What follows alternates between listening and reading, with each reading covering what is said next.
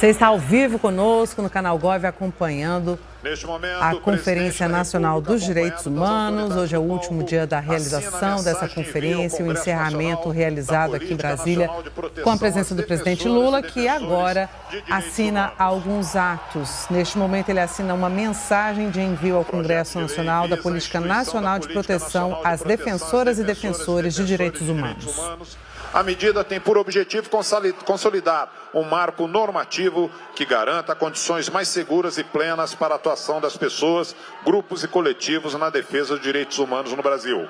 A elaboração desse projeto de lei é resultado de ampla consulta e responde a compromissos internacionais assumidos pelo Brasil.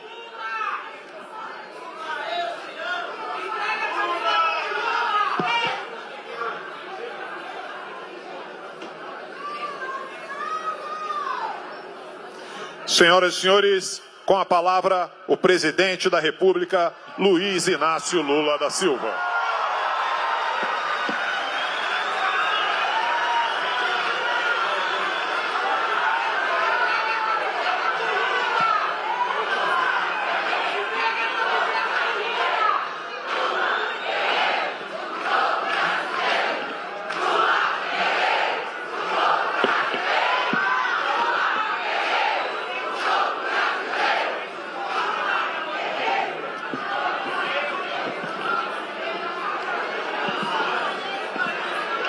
Fica ali, senhor. Eu vou... Gente, é muito importante a gente dar muita importância a um evento como esse que estamos fazendo sobre os direitos humanos. Vocês sabem que construir qualquer política positiva para ajudar as pessoas necessitadas é sempre muito difícil. Agora, destruir, basta eleger alguém que não presta.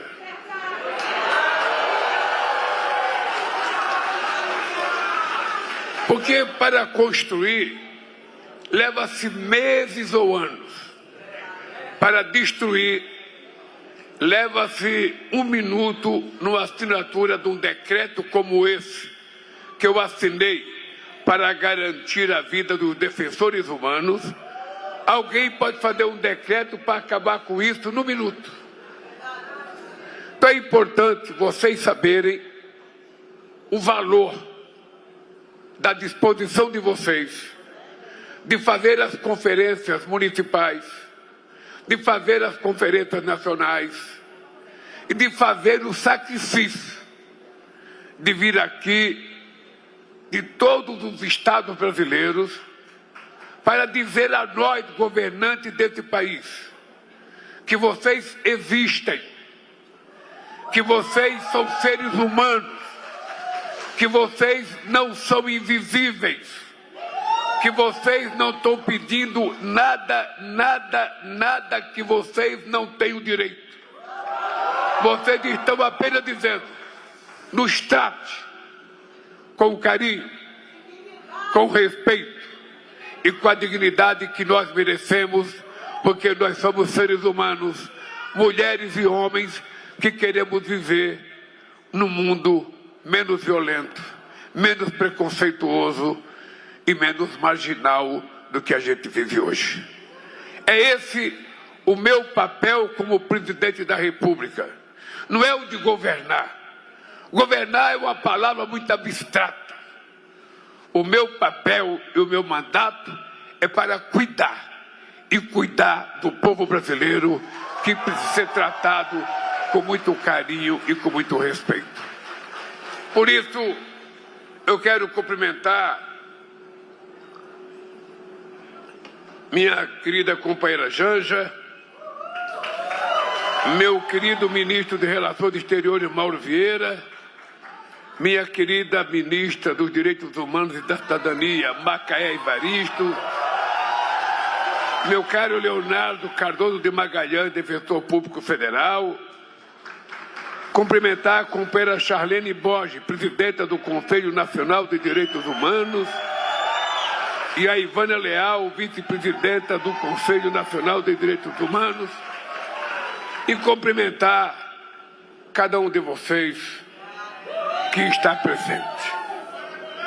Queridas amigos e queridos amigos, talvez até melhor do que eu, cada uma e cada um de vocês consegue dimensionar o quanto avançamos no combate à pobreza e à desigualdade e na garantia de direitos a um número cada vez maior de brasileiros e brasileiras. A pobreza e a extrema pobreza caíram aos menores índices de toda a história da existência desse país. O desemprego é o melhor da nossa história, o menor desemprego da história do Brasil nós estamos vivendo agora. E também é o maior número de empregos formais que nós criamos nesses últimos anos. Tiramos pela segunda vez o Brasil do mapa da fome. Quando nós chegamos na presidência em 2003, nós tínhamos 54 milhões de brasileiros em condições de fome. Em 2014, a FAO, que é um organismo da ONU, reconheceu que o Brasil tinha saído do mapa da fome.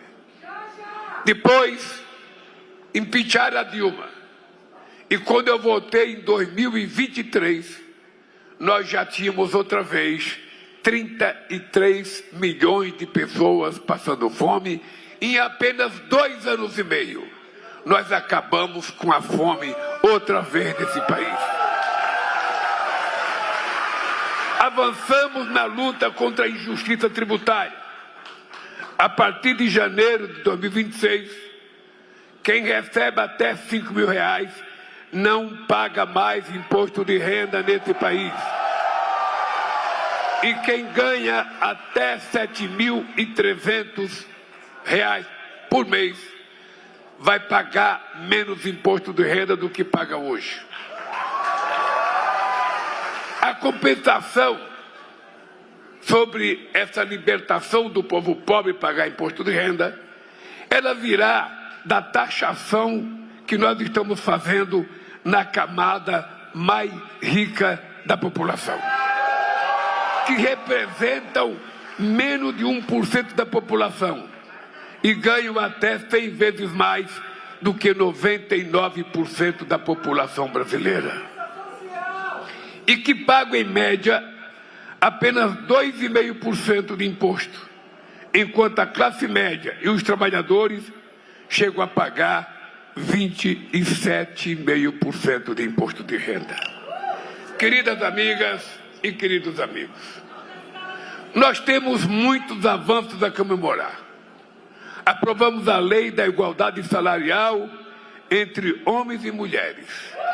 E mesmo depois da lei aprovada, há uma segunda guerra, que é para fazer as pessoas cumprirem a lei, porque muita gente não acredita que a mulher faz o mesmo trabalho que o homem, ou às vezes que é mais competente do que o homem. Muitas vezes temos que ir para a justiça para garantir que a lei seja cumprida. Destinamos um percentual de unidade do Minha Casa Minha Vida, como disse a Macaé, para as pessoas em situação de rua. Ampliamos o Mais Médicos e o Farmácia Popular. E criamos agora, aqui tem especialistas. O que é isso? É importante explicar para vocês. Toda vez que uma pessoa vai no médico, sobretudo as pessoas mais humildes, mulheres e homens, ele consegue a primeira consulta. Mas aí o médico pede para ele procurar um especialista, um ortopedista, um oftalmologista, um cardiologista, sei lá, um oncologista. E aí, quando a pessoa sai do médico e vai na secretaria para marcar a consulta com o especialista, a menina fala assim para ele, ou o menino, normalmente a menina fala assim para ele: olha, minha senhora, só vai ter o seu médico daqui a 10 meses. Só tem vaga para daqui a 11 meses. Aí a pessoa vai para casa. Se ela sobreviver, quando passar 11 meses, ela vai no especialista. Aí chega no cardiologista, mede lá o batimento no coraçãozinho dela, tal, e fala: meu Deus do céu, a senhora vai ter que fazer, ou o senhor, uma ressonância magnética. Aí a pessoa vai na secretária, entrega o pedido da ressonância magnética. A secretária fala: só tem vaga para daqui 1 ano, daqui 10 meses. E aí a pessoa morre sem ter acesso à máquina. O que vai acontecer a partir de agora? A partir deste ano, já tem vários caminhões andando por esse país. Nós vamos ter ao todo 150 caminhões andando com máquinas das mais modernas do mundo para fazer todos os exames que as mulheres precisam, para fazer todos os exames que os brasileiros precisam. Ontem eu fui em Itabira, em Minas Gerais, inaugurar uma máquina dessa. Uma máquina para fazer radioterapia. Eu fiz radioterapia quando eu tive câncer na garganta. Essa máquina que eu fui ver é muito moderna. E o que vai acontecer agora? É que a pessoa mais pobre desse país vai poder ter acesso a uma máquina que tem o presidente dos Estados Unidos, que tem o presidente da China e que tem o presidente do Brasil. Ou seja, vocês vão ser tratados com respeito e com dignidade. Da mesma forma, dentista. Quando eu criei o Brasil Sorridente em 2003, é porque eu estava cansado de ver meninas e meninos de 18, 19 anos, sobretudo nas regiões mais pobres desse país, não conseguia dar risada porque aparecia uma janela na boca por falta de dente. Eu criei o Brasil Sorridente. Acontece que o Brasil Sorridente foi montado um consultório fixo nas cidades. E muitas vezes as pessoas que precisam do dentista não conseguem ir para a cidade. Porque moram longe, porque moram num lugar e não tem dinheiro para o ônibus. O que é que nós estamos fazendo? Nós já temos 400 ambulâncias e agora vai para 800, que é um ambulatório odontológico móvel. Vai ter dentista, vai fazer limpeza no dente, vai fazer extração se necessário, porque extrair um dente só em último caso, vai fazer obturação, vai fazer tratamento de canal, vai fazer ortodontia, aquele negócio de colocar aquele ferrinho na boca das pessoas, que só rico coloca. E se tiver que fazer uma prótese, não vai mais precisar colocar o molde dentro da boca e ficar apertando, não vai precisar mais. Agora é uma máquina de 3 dimensões, 3D, que vai fotografar a boca de vocês e vai, em 2 horas, estar pronto uma dentadura para colocar na boca do povo que necessita. Bem,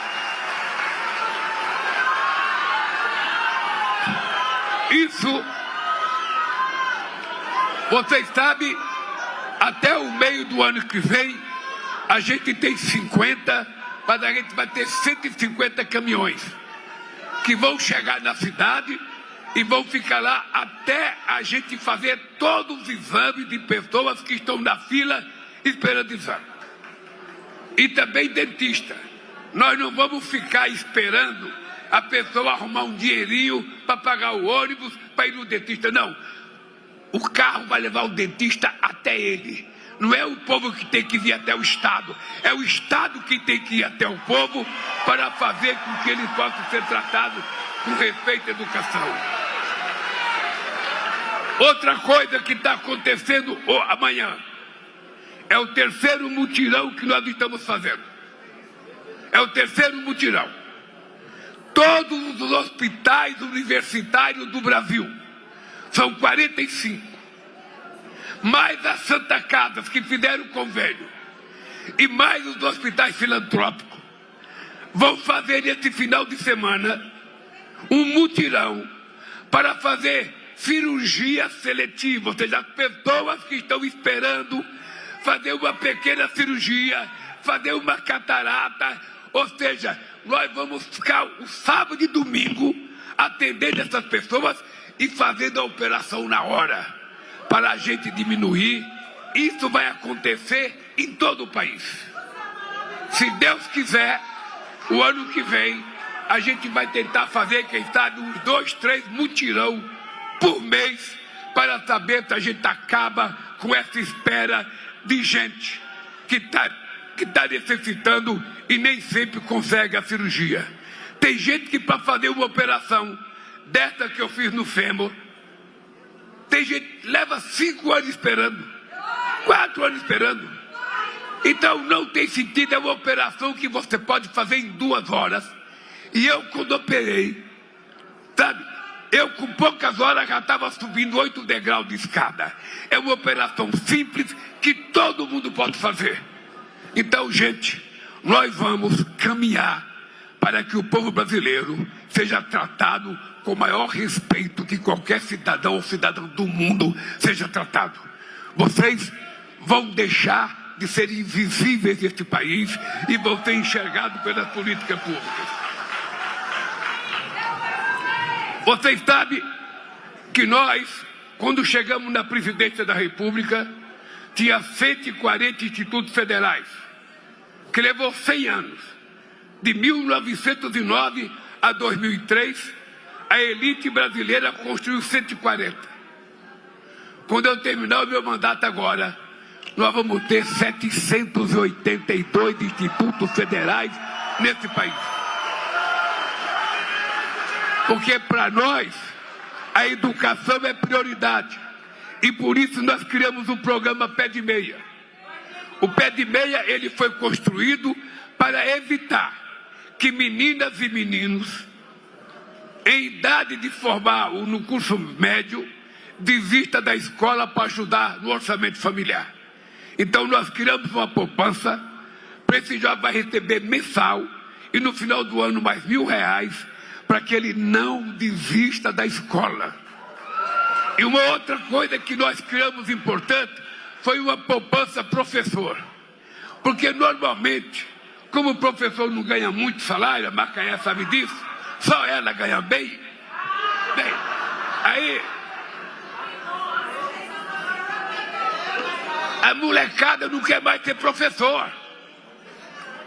Então, quando a gente faz o Enem, a gente está dando uma bolsa estímulo para que os melhores alunos do Enem façam a opção por ser professor. Se ele quiser ser professor ou professora, ele vai ganhar uma poupança de estímulo para que a gente aprenda a respeitar os professores e professoras como a profissão mais digna do planeta Terra e que a humanidade criou. Bem, o que é importante é que nunca nesse país indígenas, quilombolas, tiveram participação no orçamento da União e tiveram participação em políticas públicas. Somente num governo democrático e popular é que uma mulher como a Macaé, negra, do interior de Minas Gerais, professora, pode se ter orgulho de ser ministra dos direitos humanos nesse país.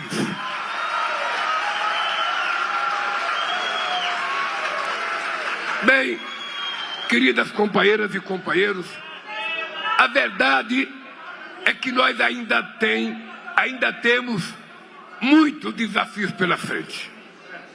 O Brasil atingiu o menor nível de desigualdade da história.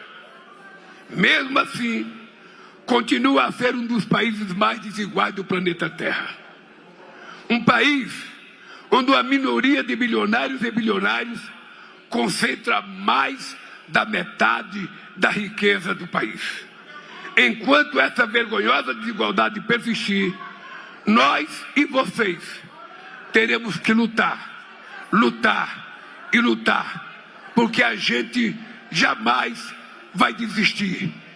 Lutar sempre, desistir jamais. Esse é o nosso lema. Queridas amigas e queridos amigos, mais de 20 anos depois, vale repetir o que eu disse em Macaé, na 9ª Conferência Nacional de Direitos Humanos, em 2004. Você nem pensava me conhecer, você nem pensava vir para o governo, eu já estava dizendo, abre aspas, olha que palavra bonita, Macaé.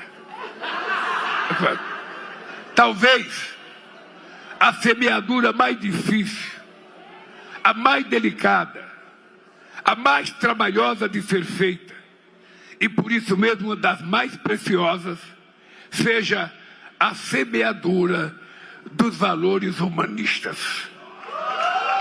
Pois bem, a verdade nua e crua é que a ascensão da extrema-direita ao redor do mundo provocou uma inédita onda de negacionismo dos valores humanistas. No Brasil, violações diversas repetem fantasmas estruturais, a exemplo do machismo e do racismo. Os inimigos dos direitos humanos miram grupos tradicionalmente vulnerabilizados: negros, mulheres, idosos, pessoas com deficiência, indígenas, quilombolas, pessoas em situação de rua, a população LGBTQIA+, são os alvos preferenciais dos negacionistas dos direitos humanos. Eles não se contentam em discriminar, espalhar o ódio e o preconceito. Tentam calar a todo custo a voz de quem está na linha de frente no combate ao racismo, à misoginia e à homofobia. Infelizmente, o Brasil é um dos países que mais matam defensoras e defensores dos direitos humanos. Por isso, a aprovação e a implementação da política de proteção que encaminhamos hoje ao Congresso Nacional é tão necessária e é urgente, e vai precisar que vocês continuem conversando com deputados e senadores para que eles aprovem essa lei. Queridas amigas e queridos amigos, desde o início do nosso governo, criamos várias políticas de prevenção e enfrentamento à violência contra as mulheres. Mas é preciso fazer muito mais. Assistimos com horror e indignação ao aumento dos casos de feminicídio no Brasil.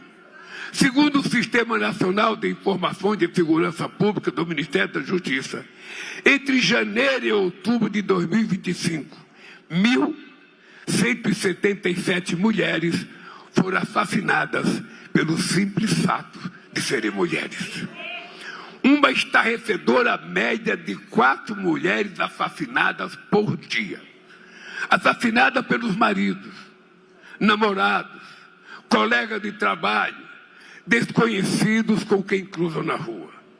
Agredidas, estupradas e assassinadas por homens que se acham dono do mundo e que se julgam proprietários de suas companheiras. Mas que são apenas o pior que a humanidade produziu e quem precisa ser punido com todo rigor, que precisam ser punidos com todo rigor pela lei. O enfrentamento à violência contra as mulheres não pode ser tarefa apenas do governo. É preciso o compromisso do governo federal, do Congresso, do Judiciário, dos governos estaduais e municipais, de toda a sociedade brasileira. É preciso educar as crianças. É preciso conscientizar os homens de que o lugar da mulher é onde ela quiser estar, na hora que quiser, com a roupa que quiser e na companhia de quem quiser. Aqui, companheiros, eu vou fazer um parênteses para fazer um comentário. Com vocês. Semana que vem, eu vou ter uma reunião com as autoridades das instituições brasileiras. Suprema Corte, Superior Tribunal de Justiça, Senado, Câmara, vou chamar outras, Defensoria Pública, Procuradoria-Geral da República, porque é preciso que a gente faça uma inversão no nosso discurso.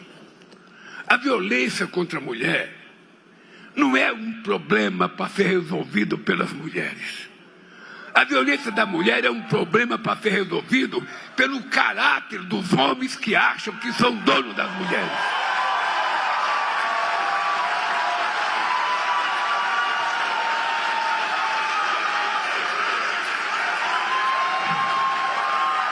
Ninguém. E esse é um problema educacional. A gente aprende quando a gente é criança. A gente aprende quando a gente é criança. Normalmente, um pai, quando educa um filho e uma filha, o filho é educado para ser macho a partir dos 10 anos de idade. E a menina é educada para ser submissa e virgem até os 40. Ou seja, a gente já nasce sabendo o que é o brinquedo de um, o que é o brinquedo de outro. Quando, na verdade, o ser humano tem que ter liberdade para brincar com o que ele quiser, para fazer o que ele quiser, desde que ele respeite os direitos dos outros. E quem é que pratica a violência? É o homem. É o homem. Então eu estou conversando com os nossos companheiros sindicalistas, que a gente, quando for para a porta de fábrica fazer um discurso, não é só para xingar o patrão e pedir aumento de salário, que é muito bom, mas é para dizer para os companheiros que estão trabalhando que não é para se vingar da vida da mulher dele. Não é para se vingar da vida da mulher dele. Ou seja, a mulher não foi feita para isso. E também a mulher não pode viver com uma pessoa a troco de um prato de comida. Eu conto sempre uma história. Eu conto sempre uma história para estimular. A minha mãe tinha 8 filhos pequenos e ela largou do meu pai e criou sozinha esses 8 filhos. Eu, com 8 anos, já estava vendendo laranja, estava vendendo amendoim na rua. Porque a minha mãe se separou e a gente não tinha nada. Não tinha nada. Então é importante, o governo tem número para vocês denunciarem. Também é importante denunciar. Isso vai ficar em sigilo. Mas a gente não pode aceitar que o homem continue matando a mulher. Eu fiquei horrorizado com algumas cenas que a gente vê. Aquele brutamonte daquele cavalão que ficou o tempo inteiro na academia treinando para ficar com músculo, para pegar aquele músculo dele da forma mais covarde, trancar o elevador e dar 67 murros na cara da mulher dele. Que explicação a gente pode dar para isso? Qual é a pena que um cidadão desse necessita? Como é que se pode castigar? O outro pega lá em Recife a mulher, tranca a mulher com 3 filhos, grávida do 4º filho e toca fogo na casa. Então é importante aqui a minha fala é para os homens que estão aqui. É importante que a gente se reeduque. É importante, Macaé, que esse assunto seja discutido na escola. O menino na escola ele tem que aprender que ele não é superior à mulher. Ele não manda na mulher. Ele tem que aprender. Não é só aprender que Cabral descobriu o Brasil ou que 2 e 2 são 4. Tem que educar dentro da escola. Porque se a gente não educar e essa criança não for educada corretamente, essa criança não obedece pai, não obedece mãe. Uma das coisas que eu mais admirava da minha Janjinha é que toda vez que ela conversava com a mãe dela, ela se despedia: a benção, mãe. Quase ninguém fala mais benção pai, benção mãe. Quase ninguém fala mais. Ou seja, é um princípio bobo, sabe, de respeito ao pai, à mãe, às pessoas mais idosas. Então essa é uma preocupação que eu tenho. Eu vou assumir a responsabilidade de colocar esse assunto na minha mesa, porque nós temos que virar a cabeça dos homens nesse país. Bem,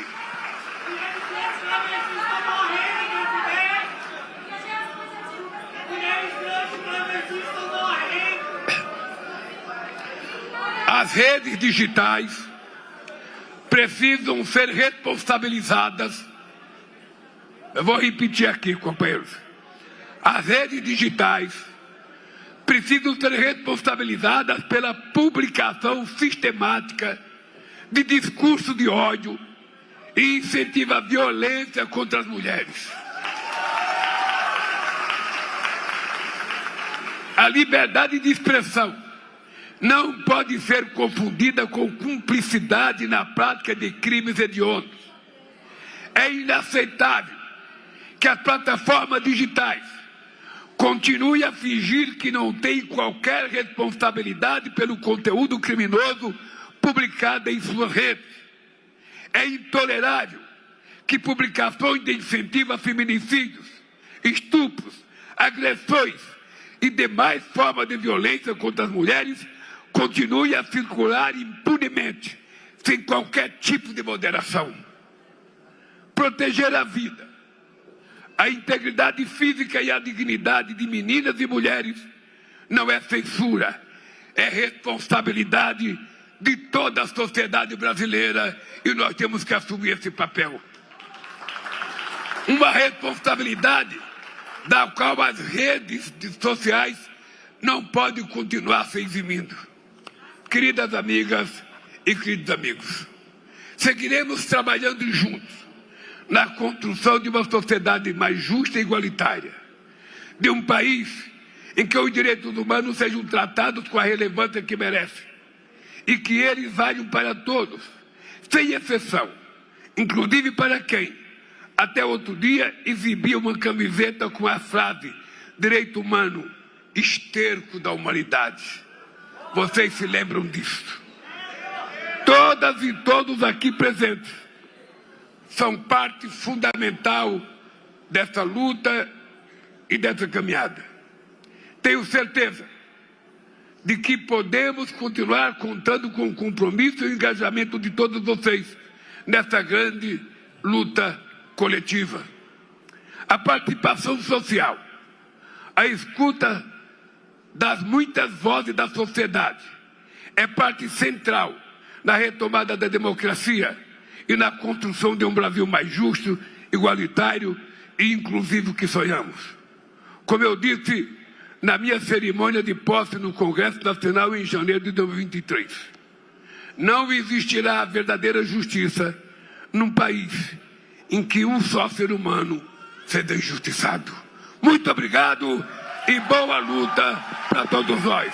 Um abraço, queridas.